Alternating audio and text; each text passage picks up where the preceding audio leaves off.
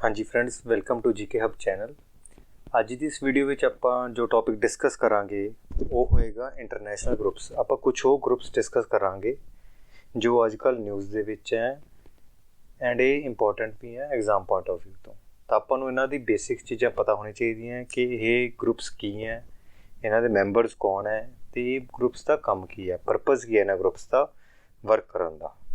ਸੋ ਜਿਵੇਂ ਤੁਸੀਂ ਦੇਖ ਸਕਦੇ ਹੋ ਕਿ ਆਪਾਂ 3 ਗਰੁੱਪਸ ਕਵਰ ਕਰਾਂਗੇ, ਨੇਟੋ ਕਵਰ ਕਰਾਂਗੇ, OPEC ਕਵਰ ਕਰਾਂਗੇ, ਦੈਨ ਆਪਾਂ ਬ੍ਰਿਕਸ ਵੀ ਕਵਰ ਕਰਾਂਗੇ। ਸੋ ਇਹ ਤਿੰਨੋਂ ਗਰੁੱਪਸ ਆਪਣੇ ਮੇਨ ਹੈ ਇਸ ਟਾਈਮ ਕਿਉਂਕਿ ਨਿਊਜ਼ ਦੇ ਵਿੱਚ ਚੱਲ ਰਹੇ ਹਨ। ਤਾਂ ਸਭ ਤੋਂ ਪਹਿਲਾਂ ਆਪਾਂ ਡਿਸਕਸ ਕਰਦੇ ਹਾਂ ਨੇਟੋ ਬਾਰੇ। ਨਾਓ ਨੇਟੋ ਦੀ ਫੁੱਲ ਫਾਰਮ ਕੀ ਹੈ? ਨੇਟੋ ਦੀ ਫੁੱਲ ਫਾਰਮ ਹੈ ਨਾਰਥ ਐਟਲਾਂਟਿਕ ਟ੍ਰੀਟੀ ਆਰਗੇਨਾਈਜੇਸ਼ਨ। ਨਾਓ ਜੋ ਨੇਟੋ ਗਰੁੱਪ ਹੈ ਇਹ ਬੇਸਿਕਲੀ ਇੱਕ ਯੂਰੋਪੀਅਨ ਗਰੁੱਪ ਹੈ। ਇਹਦੇ ਵਿੱਚ 2 ਨਾਨ ਯੂਰੋਪੀਅਨ ਮੈਂਬਰਸ ਵੀ ਹੈਗੇ ਆ, ਅਮਰੀਕਾ ਅਤੇ ਕੈਨੇਡਾ, ਬਟ ਬੇਸਿਕਲੀ ਇਹ ਬੇਸਡ ਐਂਡ ਵਰਕ ਇਹ ਯੂਰਪ ਦੇ ਅਰਾਊਂਡ ਹੀ ਕਰਦਾ ਹੈ। ਨਾਓ ਨੇਟੋ ਹੈ ਕੀ? ਨੇਟੋ ਇੱਕ ਇੰਟਰ ਗਵਰਨਮੈਂਟਲ ਮਿਲਟਰੀ ਅਲਾਇੰਸ ਹੈ ਜਿਸ ਦੇ ਕਿ 30 ਮੈਂਬਰਸ ਹੈ। 30 ਵਿੱਚੋਂ 28 ਯੂਰੋਪੀਅਨ ਹੈ ਐਂਡ 2 ਨਾਰਥ ਅਮਰੀਕਨ ਹੈ ਜੋ ਕਿ US ਐਂਡ ਕੈਨੇਡਾ ਹੈ। ਨਾਓ ਨੇਟੋ ਦੇ ਵਿੱਚ ਉਹਦੇ ਜੋ ਮੈਂਬਰਸ ਹੈ ਉਹ ਅਗਰੀ ਕਰਦੇ ਹੈ ਕਿ ਉਹ ਇੱਕ ਦੂਜੇ ਨੂੰ ਡਿਫੈਂਡ ਕਰਨਗੇ against attack by third party. ਮਤਲਬ ਨੇਟੋ ਦੇ ਕਿਸੇ ਵੀ ਮੈਂਬਰ ਸਟੇਟ 'ਤੇ ਜੇ ਅਟੈਕ ਹੁੰਦਾ ਤਾਂ ਬਾਕੀ 29 ਮੈਂਬਰ ਸਟੇਟਸ ਉਹਨੂੰ ਡਿਫੈਂਡ ਕਰਨਗੀਆਂ। ਨਾਓ ਜੇ ਆਪਾਂ ਇੱਕ ਵਾਰ ਮੈਪ 'ਤੇ ਆ ਕੇ ਦੇਖੀਏ ਤਾਂ ਇਹ ਆਪਣਾ ਯੂਰਪ ਦਾ ਮੈਪ ਆ ਗਿਆ ਸਾਰਾ, ਐਂਡ ਜੋ ਇਹ ਡਾਰਕ ਬਲੂ ਐਂਡ ਜੋ ਇਹ ਪਰਪਲ ਦੇ ਵਿੱਚ ਕੰਟਰੀਜ਼ ਹੈ ਇਹ ਸਾਰੀਆਂ ਨੇਟੋ ਦੇ ਮੈਂਬਰਸ ਹੈ। ਨਾਓ ਸਪੋਜ਼ ਇੱਥੇ ਐਸਟੋਨੀਆ ਹੈ, ਛੋਟੀ ਜਿਹੀ ਕੰਟਰੀ ਹੈ ਇਹ ਐਸਟੋਨੀਆ, ਜਿਹੜੀ ਇਹ ਕੰਟਰੀ ਹੈ। ਨਾਓ ਆਪਾਂ ਸਪੋਜ਼ ਕਰੋ ਇੱਧਰੋਂ ਰਸ਼ੀਆ ਐਸਟੋਨੀਆ 'ਤੇ ਅਟੈਕ ਕਰਦਾ ਤਾਂ ਐਸਟੋਨੀਆ ਕਿਵੇਂ ਇਨਸ਼ੋਰ ਕਰੇਗਾ ਕਿ ਇਹ ਪੂਰਾ ਯੂਰਪ ਉਹਨੂੰ ਡਿਫੈਂਡ ਕਰ ਲਏਗਾ? ਉਸ ਚੀਜ਼ ਲਈ ਨੇਟੋ ਦੀ ਜੋ ਨਾਰਥ ਐਟਲਾਂਟਿਕ ਟ੍ਰੀਟੀ ਹੈ ਉਹਦਾ ਆਰਟੀਕਲ 5 ਆਪਣੇ ਵਿੱਚ ਕੰਮ ਆਉਂਦਾ। ਆਰਟੀਕਲ 5 ਨਾਲ ਕੀ ਕਹਿੰਦਾ ਹੈ ਕਿ attack on one is considered as attack on all. Now ਇਹਦਾ ਮਤਲਬ ਕੀ ਹੋਇਆ ਕਿ ਸਪੋਜ਼ ਜਿਵੇਂ ਆਪਾਂ ਦੇਖ ਰਹੇ ਸੀ ਕਿ ਜੇ ਐਸਟੋਨੀਆ 'ਤੇ ਅਟੈਕ ਹੁੰਦਾ ਤਾਂ ਉਹ ਸਾਰੀ ਨੇਟੋ ਕੰਟਰੀਜ਼ 'ਤੇ ਅਟੈਕ ਮੰਨਿਆ ਜਾਏਗਾ ਅਤੇ ਸਾਰੀ ਕੰਟਰੀਜ਼ ਨੂੰ ਹੀ ਉਸ ਅਟੈਕ ਦਾ ਜਵਾਬ ਦੇਣਾ ਪਏਗਾ, ਐਸਟੋਨੀਆ ਨੂੰ ਡਿਫੈਂਡ ਵੀ ਕਰਨਾ ਪਏਗਾ ਅਤੇ ਉਹਦਾ ਰਿਸਪੌਂਸ ਵੀ ਦੇਣਾ ਪਏਗਾ। ਨਾਓ ਇਹ ਆਰਟੀਕਲ 5 ਇਸ ਕਰਕੇ ਇੰਪੋਰਟੈਂਟ ਹੋ ਜਾਂਦਾ ਕਿਉਂਕਿ ਹੁਣ ਵੀ ਇਹ ਬਹੁਤ ਚਰਚਾ 'ਚ ਰਿਹਾ ਜਦੋਂ ਰਸ਼ੀਆ ਯੂਕਰੇਨ ਕ੍ਰਾਈਸਿਸ ਹੋਇਆ।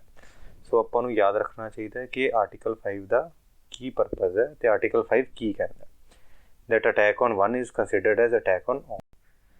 ਜੋ ਆਰਟੀਕਲ 5 ਦਾ ਮੇਜਰ ਯੂਜ਼ ਕੀਤਾ ਗਿਆ ਸੀ ਉਹ ਕੀਤਾ ਗਿਆ ਸੀ USA ਦੁਆਰਾ ਜਦੋਂ ਵਰਲਡ ਟ੍ਰੇਡ ਸੈਂਟਰ ਦਾ ਅਟੈਕ ਹੋਇਆ ਸੀਗਾ 2001 ਵਿੱਚ, ਜਿਸ ਨੂੰ ਆਪਾਂ 9/11 ਵੀ ਕਹਿ ਦਿੰਦੇ ਹਾਂ।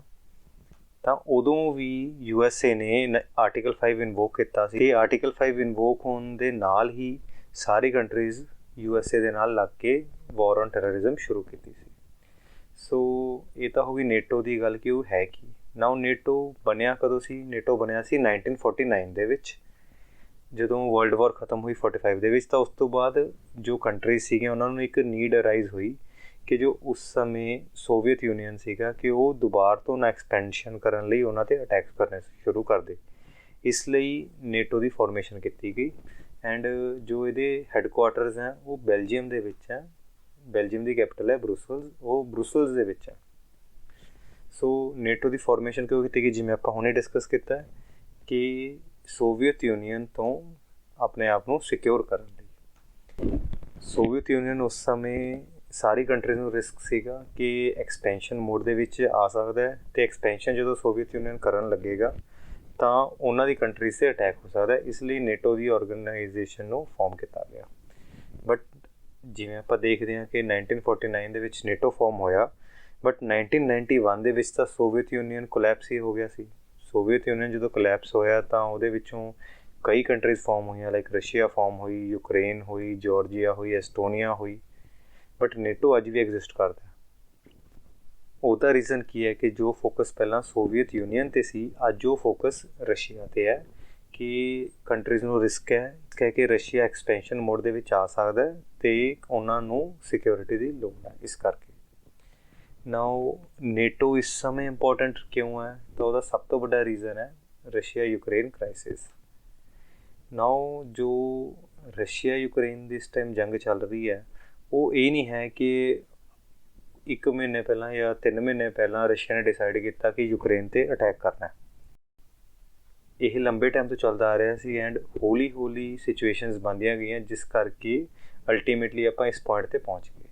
ਤਾਂ ਉਹਦੇ ਵਿੱਚ ਸਭ ਤੋਂ ਪਹਿਲਾਂ ਕੀ ਹੋਇਆ ਕਿ ਜੋ ਨੇਟੋ ਦੀ ਈਸਟਵਰਡ ਐਕਸਪੈਂਸ਼ਨ ਹੋਈ। ਜੇ ਆਪਾਂ ਮੈਪ 'ਤੇ ਆਈਏ ਤਾਂ ਤੁਸੀਂ ਦੇਖੋਗੇ ਕਿ ਜੋ ਇਹ ਡਾਰਕ ਬਲੂ ਦੇ ਵਿੱਚ ਕੰਟਰੀਜ਼ ਹੈ ਇਹ ਸਾਰੀ ਨੇਟੋ ਮੈਂਬਰ ਸੀਗੇ 97 ਤੋਂ ਪਹਿਲਾਂ ਐਂਡ ਇਹ ਸਾਰੀ ਰਸ਼ੀਆ ਜੋ ਕਿ ਇਸ ਸਾਈਡ ਆ ਜਾਂਦਾ ਇਹ ਰਸ਼ੀਆ ਤੋਂ ਬਹੁਤ ਦੂਰ ਸੀ। ਬਟ 97 ਤੋਂ ਬਾਅਦ ਈਸਟਵਰਡ ਇਹ ਆਪਣਾ ਨਾਰਥ ਆ ਗਿਆ, ਇਹ ਆ ਗਿਆ ਆਪਣਾ ਸਾਊਥ, ਇਹ ਆ ਗਿਆ ਈਸਟ ਐਂਡ ਇਹ ਆ ਗਿਆ ਵੈਸਟ। ਸੋ ਇੱਧਰੋਂ ਦੀ ਇੱਧਰ ਨੂੰ ਜਾਂਦੇ ਹੋਏ ਈਸਟਵਰਡ ਸਾਈਡ ਨੂੰ ਜਾਂਦੇ ਹੋਏ ਐਕਸਪੈਂਡ ਕਰਨਾ ਸ਼ੁਰੂ ਕਰਤਾ ਨੇਟੋ ਨੇ। ਨਵੀਂ ਕੰਟਰੀਜ਼ ਐਡ ਕਰਨੀ ਸ਼ੁਰੂ ਕਰਤੀਆਂ ਨੇਟੋ ਨੇ। ਜਦੋਂ ਨਿਊ ਕੰਟਰੀਜ਼ ਐਡ ਹੋਈ ਗਈਆਂ ਤਾਂ ਰਸ਼ੀਆ ਦੇ ਮਾਈਂਡ ਦੇ ਵਿੱਚ ਇੱਕ ਫੀਅਰ ਕ੍ਰੀਏਟ ਹੋਇਆ ਕਿ ਹੌਲੀ ਹੌਲੀ ਉਹਨਾਂ ਦੀ ਬਾਰਡਰਸ 'ਤੇ ਨੇਟੋ ਦੀ ਫੋਰਸਿਸ ਆ ਜਾਣਗੀਆਂ। ਸੋ ਇੱਕ ਤਾਂ ਰਸ਼ੀਆ ਨੂੰ ਇਹ ਫੀਅਰ ਕ੍ਰੀਏਟ ਹੋ ਗਿਆ ਕਿ ਜੇ ਐਵੇਂ ਹੀ ਨੇਟੋ ਦੀ ਐਕਸਪੈਂਸ਼ਨ ਹੁੰਦੀ ਰਹੀ ਤਾਂ ਉਹਦੀ ਬਾਰਡਰਸ 'ਤੇ NATO forces and NATO infrastructure install ਹੋ ਜਾਏ ਅਤੇ ਉਹ ਕੱਲ੍ਹ ਨੂੰ ਉਹ ਮਿਲੀਟੈਰੀਲੀ ਰਿਸਕ 'ਤੇ ਆ ਜਾਏਗਾ। ਦੈਨ ਉਸ ਤੋਂ ਬਾਅਦ ਇਸ ਚੀਜ਼ ਦੇ ਐਕਸਪੈਂਸ਼ਨ ਤੋਂ ਬਾਅਦ ਇੱਕ ਚੀਜ਼ ਹੋਰ ਕੀ ਹੋਈ ਕਿ ਜਦੋਂ 2019 ਦੇ ਵਿੱਚ ਜ਼ੈਲੈਂਸਕੀ ਦੀ ਪ੍ਰੈਜ਼ੀਡੈਂਸੀ ਆਉਂਦੀ ਹੈ ਤਾਂ ਯੂਕਰੇਨ ਦੇ ਵਿੱਚ ਇੱਕ ਇਨਹੈਂਸਡ ਇੰਟਰਸਟ ਆਉਂਦਾ ਹੈ ਕਿ ਉਹ ਨੇਟੋ ਜੁਆਇਨ ਕਰੇ। ਤਾਂ ਜਦੋਂ ਇਨਹੈਂਸਡ ਇੰਟਰਸਟ ਦਿਖਿਆ ਤਾਂ ਰਸ਼ੀਆ ਨੂੰ ਵੀ ਫੀਅਰ ਕ੍ਰੀਏਟ ਹੋ ਗਿਆ ਕਿਉਂਕਿ ਜੇ ਆਪਾਂ ਮੈਪ ਤੋਂ ਦੇਖਦੇ ਹਾਂ ਤਾਂ ਯੂਕਰੇਨ ਹੀ ਬਚਿਆ ਇੱਕ ਵੱਡਾ।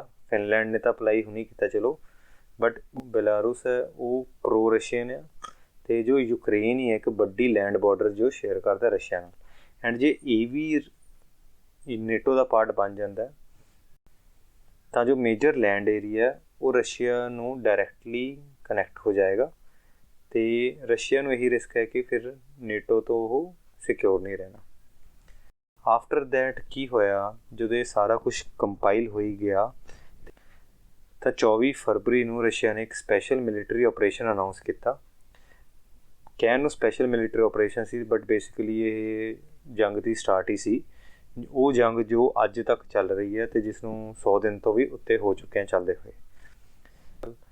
ਇਹ ਰਸ਼ੀਆ ਯੂਕਰੇਨ ਕ੍ਰਾਈਸਿਸ ਤੋਂ ਬਾਅਦ ਹੁਣ ਫਿਨਲੈਂਡ ਐਂਡ ਸਵੀਡਨ, ਜੇ ਆਪਾਂ ਮੈਪ 'ਤੇ ਦੇਖਦੇ ਹਾਂ ਇਹ ਫਿਨਲੈਂਡ ਹੈ ਇਹ ਸਵੀਡਨ ਹੈ, ਇਹ ਦੋਨਾਂ ਨੇ ਵੀ ਨੇਟੋ ਦੀ ਮੈਂਬਰਸ਼ਿਪ ਲਈ ਅਪਲਾਈ ਕਰ ਦਿੱਤਾ ਅਤੇ ਐਜ਼ ਯੂਜੂਅਲ ਰਸ਼ੀਆ ਨੇ ਇੱਥੇ ਵੀ ਥ੍ਰੈਟਨ ਕੀਤਾ ਹੈ ਕਿ ਜੇ ਨੇਟੋ ਇਨਫਰਾਸਟਰਕਚਰ ਇੱਥੇ ਇੰਸਟਾਲ ਹੁੰਦਾ ਹੈ ਤਾਂ ਉਹ ਰਿਟੈਲੀਏਟ ਕਰਨਗੇ। ਸੋ ਨੇਟੋ ਦੀ ਇੰਪੋਰਟੈਂਸ ਅੱਜ ਦੇ ਟਾਈਮ ਦੇ ਵਿੱਚ ਇੰਟਰਨੈਸ਼ਨਲ ਅਤੇ ਜੀਓ ਪੋਲੀਟਿਕਸ ਦੇ ਵਿੱਚ ਬਹੁਤ ਜ਼ਿਆਦਾ ਹੈ ਤਾਂ ਆਪਾਂ ਨੂੰ ਇਹਦੇ ਬੇਸਿਕਸ ਪਤਾ ਹੋਣੇ ਚਾਹੀਦੇ ਆ। ਦੈਨ ਜੋ ਆਪਣੀ ਨੈਕਸਟ ਔਰਗਨਾਈਜੇਸ਼ਨ ਹੈ ਉਹ ਹੈਗੀ ਹੈ ਬ੍ਰਿਕਸ। ਇਹ ਇਹਦੇ ਮੈਂਬਰ ਕੰਟਰੀਜ਼ ਦੇ ਨਾਮ 'ਤੇ ਬਣਿਆ। ਉਹ ਮੈਂਬਰ ਕੰਟਰੀਜ਼ 5 ਕੰਟਰੀਜ਼ ਹੈ। ਕੌਣ ਹੈ? Brazil, Russia, India, China and south Africa. ਤਾਂ ਆਪਣੀ ਇਹ 5 ਕੰਟਰੀਜ਼ ਹੋ ਗਈਆਂ ਜੋ ਕਿ ਆਪਾਂ ਨੂੰ ਯਾਦ ਰੱਖਣੀਆਂ ਵੀ ਈਜ਼ੀ ਹੈ ਕਿਉਂਕਿ ਨਾਮ ਤੋਂ ਈਜ਼ੀਲੀ ਯਾਦ ਹੋ ਜਾਂਦਾ। ਨਾ ਜੋ ਬ੍ਰਿਕਸ ਹੈ ਇਹ ਕੋਈ ਸਪੈਸ਼ਲ ਗਰੁੱਪ ਨਹੀਂ ਹੈਗਾ ਕਿ ਕੋਈ ਇਹਦਾ ਕੋਈ ਵੈਸੇ ਓਬਜੈਕਟਿਵ ਹੋਏ ਲਾਈਕ ਨੇਟੋ ਦਾ ਓਬਜੈਕਟਿਵ ਹੈਗਾ to defend against the expansionist nature of Russia, but BRICS ਦਾ ਉਵੇਂ ਕੋਈ ਓਬਜੈਕਟਿਵ ਨਹੀਂ ਹੈ ਡਾਇਰੈਕਟਲੀ। ਬਟ ਇਹ 5 ਜੋ ਮੇਜਰ ਇਕੋਨਮੀਜ਼ ਹੈ, ਆਪਣੇ ਇੱਕ ਇਕੋਨੋਮਿਸਟ ਹੋਏ ਸੀਗੇ ਗੋਲਡਮੈਨ ਸੈਕਸ ਦੇ, ਉਹਨਾਂ ਨੇ ਇਸ ਚੀਜ਼ ਦਾ ਆਈਡੀਆ ਕਨਸੀਵ ਕੀਤਾ ਸੀਗਾ ਕਿ ਇਹ ਜੋ ਮੇਜਰ ਇਕੋਨਮੀਜ਼ ਬਣ ਸਕਦੀਆਂ ਅੱਗੇ ਜਾ ਕੇ। ਤਾਂ ਇਹ ਗਰੁੱਪ ਫਾਰਮ ਕੀਤਾ ਗਿਆ। ਜੋ ਬ੍ਰਿਕਸ ਕੰਟਰੀਜ਼ ਹੈ ਉਹਨਾਂ ਦਾ ਜਿਹੜੀ ਇਹ 5 ਕੰਟਰੀਜ਼ ਦੀ ਆਪਾਂ ਗੱਲ ਕਰ ਰਹੇ ਹਾਂ ਉਹ ਵਰਲਡ ਦਾ 26% ਲੈਂਡ ਏਰੀਆ ਕਵਰ ਕਰਦੀਆਂ, 42% ਆਫ ਪਾਪੂਲੇਸ਼ਨ ਦੇ ਨੇੜੇ ਤੇੜੇ ਕਵਰ ਕਰਦੀਆਂ ਐਂਡ 23% ਆਫ GDP। ਤਾਂ ਇਹ ਕੰਟਰੀਜ਼ ਬਹੁਤ ਪਾਵਰਫੁਲ ਕੰਟਰੀਜ਼ ਬਣ ਜਾਂਦੇ ਜਦੋਂ ਇਹਨਾਂ ਕੋਲ ਇੰਨੇ ਜ਼ਿਆਦਾ ਰਿਸੋਰਸਿਸ ਆ ਜਾਂਦੇ ਕਿ 41-42% ਪਾਪੂਲੇਸ਼ਨ ਇਹਨਾਂ 5 ਕੰਟਰੀਜ਼ ਦੇ ਵਿੱਚ ਹੈ ਐਂਡ 23% ਆਲਮੋਸਟ 1/4 GDP ਵਰਲਡ ਦੀ ਇਹ 5 ਕੰਟਰੀਜ਼ ਹੋਲਡ ਕਰ ਰਹੀਆਂ। ਤਾਂ ਇਹ ਕੰਟਰੀਜ਼ ਦਾ ਇੱਕ ਗਰੁੱਪ ਬਹੁਤ ਇੰਪੋਰਟੈਂਟ ਬਣ ਜਾਂਦਾ। ਨਾ ਇਹ ਬਣਾਇਆ 2009 ਦੇ ਵਿੱਚ ਗਿਆ ਸੀ ਐਂਡ ਇਹਦੇ ਜੋ ਹੈੱਡਕੁਆਟਰਸ ਹੈ ਉਹ ਚਾਈਨਾ ਦੇ ਵਿੱਚ। ਨਾ ਇਹਦੀ ਬ੍ਰਿਕਸ ਦੀ ਇੱਕ ਇੰਪੋਰਟੈਂਟ ਗੱਲ ਇਹ ਹੈ ਕਿ ਪਹਿਲਾਂ ਇਹਨੂੰ ਆਪਾਂ ਜਸਟ ਬ੍ਰਿਕ ਕਹਿੰਦੇ ਸੀ, ਇਸ ਦੇ ਵਿੱਚ ਨਹੀਂ ਸੀਗਾ ਕਿਉਂਕਿ ਸਾਊਥ ਅਫਰੀਕਾ ਲੇਟਰ ਆਪਣਾ 2010 ਦੇ ਵਿੱਚ ਪਾਰਟ ਬਣਿਆ, ਪਹਿਲਾਂ ਇਹ ਨਹੀਂ ਸੀ। ਨਾ ਉਹ ਇਹ ਗਰੁੱਪ ਬਣਾਇਆ ਕਿਉਂਕਿ ਜਿਵੇਂ ਆਪਾਂ ਡਿਸਕਸ ਕੀਤਾ ਕਿ ਇਹਦੀ ਕੋਈ ਸਪੈਸੀਫਿਕ ਰਿਕੁਆਇਰਮੈਂਟ ਤਾਂ ਹੈ ਨਹੀਂ ਸੀ, ਬਟ ਜਸਟ ਇੱਕ ਪਾਵਰਫੁਲ ਇਕਨੋਮਿਕ ਬਲੋਕ ਤਿਆਰ ਕਰਨ ਲਈ ਕਿ ਜੋ ਇਕੋਨਮੀਜ਼ ਕੱਲ੍ਹ ਨੂੰ ਅੱਗੇ ਜਾ ਕੇ ਵੱਡੀ ਇਕੋਨਮੀਜ਼ ਬਣਨਗੀਆਂ, ਉਹਨਾਂ ਦਾ ਇੱਕ ਅਲੱਗ ਗਰੁੱਪ ਬਣਿਆ ਹੋਇਆ। ਨਾਓ ਬ੍ਰਿਕਸ ਦੇ ਨਾਲ ਰਿਲੇਟਡ ਇੱਕ ਹੋਰ ਚੀਜ਼ ਇੰਪੋਰਟੈਂਟ ਹੈ, ਉਹ ਹੈਗਾ ਨਿਊ ਡਿਵੈਲਪਮੈਂਟ ਬੈਂਕ। ਨਾਓ ਨਿਊ ਡਿਵੈਲਪਮੈਂਟ ਬੈਂਕ ਦੀ ਇੰਪੋਰਟੈਂਸ ਕੀ ਹੈ ਕਿ ਇੰਟਰਨੈਸ਼ਨਲੀ ਫਾਈਨੈਂਸਿੰਗ ਲਈ ਕਈ ਔਰਗਨਾਈਜੇਸ਼ਨਸ ਹੈ, IMF ਹੈਗਾ, ਵਰਲਡ ਬੈਂਕ ਹੈਗਾ, ਅਤੇ ਜੋ ਬ੍ਰਿਕਸ ਕੰਟਰੀਜ਼ ਹੈ ਉਹਨਾਂ ਨੇ ਹੀ ਇਹ ਨਿਊ ਡਿਵੈਲਪਮੈਂਟ ਬੈਂਕ 2014 ਦੇ ਵਿੱਚ ਐਸਟੈਬਲਿਸ਼ ਕੀਤਾ। ਹਾਂ, ਇਹ ਇਨ ਫੋਰਸ ਆਇਆ 2015 ਦੇ ਵਿੱਚ, ਬਟ ਉਹਨਾਂ ਨੇ 2014 ਦੇ ਵਿੱਚ ਇਹਨੂੰ ਐਸਟੈਬਲਿਸ਼ ਕੀਤਾ। ਅਤੇ ਵਧੀਆ ਗੱਲ ਇਹ ਹੈ ਆਪਣੇ ਪੁਆਇੰਟ ਆਫ ਵਿਊ ਤੋਂ ਕਿ ਇਹਨੂੰ ਇੰਡੀਆ ਨੇ ਹੀ ਪ੍ਰਪੋਜ਼ ਕੀਤਾ ਸੀ ਇਹਦੀ ਸੈਟਿੰਗ ਅਪ ਨੂੰ। ਐਂਡ ਇਸ ਬੈਂਕ ਦੇ ਵਿੱਚ ਸਾਰੇ ਮੈਂਬਰਸ ਦੀ 1 ਵੋਟ ਹੈ ਅਤੇ ਕੋਈ ਵੀ ਵੀਟੋ ਪਾਵਰ ਨਹੀਂ ਹੈ। ਜਿਵੇਂ ਆਪਾਂ ਦੇਖਦੇ ਹਾਂ ਕਿ veto power the use and misuse ਹੁੰਦਾ ਹੈ, ਲਾਈਕ UN ਦੀ ਸਿਕਿਉਰਿਟੀ ਕਾਊਂਸਲ ਦੇ ਵਿੱਚ ਹੁੰਦਾ, ਤਾਂ ਬਟ ਇੱਥੇ ਕੋਈ ਵੀਟੋ ਪਾਵਰ ਨਹੀਂ ਹੈ। ਇੱਥੇ just every member has a equal vote, ਇੱਕੋ ਹੀ ਵੋਟ ਹੈ ਹਰ ਇੱਕ ਮੈਂਬਰ ਦੀ। ਸੋ ਇਹ ਤਾਂ ਹੋ ਗਈ ਬ੍ਰਿਕਸ ਦੀ ਗੱਲ। ਨਾਓ ਬ੍ਰਿਕਸ ਇਸ ਟਾਈਮ ਇੰਪੋਰਟੈਂਟ ਕਿਉਂ ਹੈ? ਬ੍ਰਿਕਸ ਇੰਪੋਰਟੈਂਟ ਇੱਥੇ ਵੀ ਰਸ਼ੀਆ ਯੂਕਰੇਨ ਕ੍ਰਾਈਸਿਸ ਕਰਕੇ ਹੀ ਹੈ ਕਿ ਜਦੋਂ ਇਹ ਵਾਰ ਐਕਚੁਅਲੀ ਸਟਾਰਟ ਹੋਈ, ਉਸ ਤੋਂ ਪਹਿਲਾਂ ਜੋ ਅਮਰੀਕਾ ਸੀ ਉਹ ਬਹੁਤ ਜ਼ਿਆਦਾ ਕੌਨਫੀਡੈਂਟਲੀ ਕਹਿ ਰਿਹਾ ਸੀ ਕਿ ਜੇ ਰਸ਼ੀਆ ਨੇ ਯੂਕਰੇਨ 'ਤੇ ਐਕਸ਼ਨ ਲਿਆ ਕੋਈ ਤਾਂ ਉਹ ਮਿਲਟਰੀ ਯੂਜ਼ ਕਰਕੇ ਡਿਫੈਂਡ ਕਰਨਗੇ ਯੂਕਰੇਨ ਨੂੰ।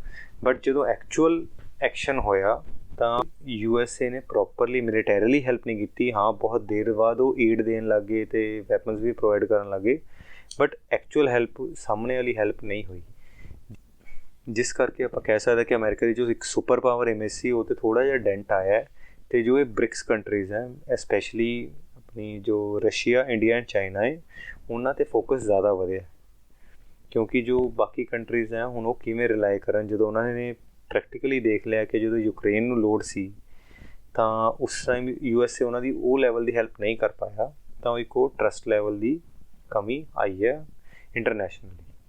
ਨਾਓ ਇਸ ਦੇ ਨਾਲ ਇੱਕ ਹੋਰ ਨਿਊਜ਼ ਹੈ, ਉਹ ਹੈ ਕਿ ਈਰਾਨ ਐਂਡ ਅਰਜਨਟੀਨਾ ਨੇ ਅਪਲਾਈ ਕੀਤਾ ਮੈਂਬਰਸ਼ਿਪ ਲਈ। ਜਸਟ ਹੁਣੇ ਅਪਲਾਈ ਕੀਤਾ ਜੂਨ 2022 ਵਿੱਚ। ਇਹ ਆਪਣੇ ਲਈ ਇੰਪੋਰਟੈਂਟ ਗੱਲ ਹੈ ਯਾਦ ਰੱਖਣ ਦੀ ਕਿ ਨਿਊ ਮੈਂਬਰਸ ਕੌਣ ਹੋ ਸਕਦੇ ਹੈ ਆਪਣੇ ਬ੍ਰਿਕਸ ਦੇ। ਉਹ ਹੈਗੇ ਆ ਈਰਾਨ ਐਂਡ ਅਰਜਨਟੀਨਾ।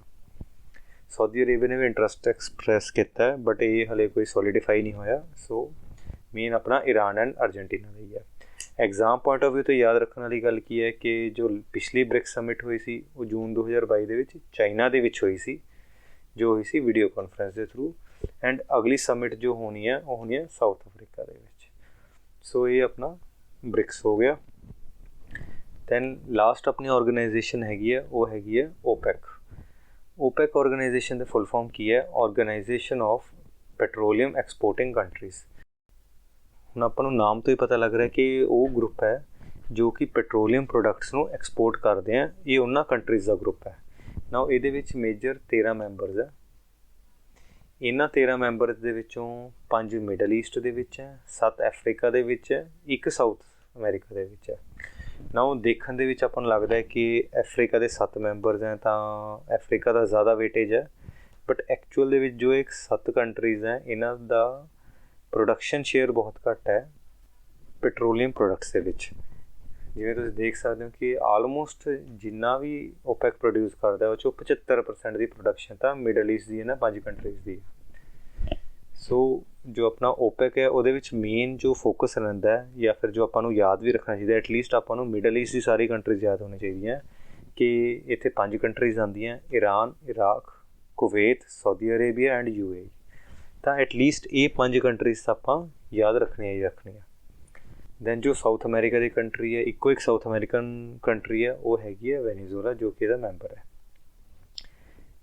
ਇਸ ਦੇ ਨਾਲ ਹੀ ਆਪਾਂ ਨੂੰ ਇਹ ਵੀ ਪਤਾ ਹੋਣਾ ਚਾਹੀਦਾ ਹੈ ਕਿ ਜੋ OPEC ਕੰਟਰੀਜ਼ ਹੈ ਉਹ ਵਰਲਡ ਦਾ 80% ਰਿਜ਼ਰਵਸ ਨੂੰ ਹੋਲਡ ਕਰਦੀਆਂ।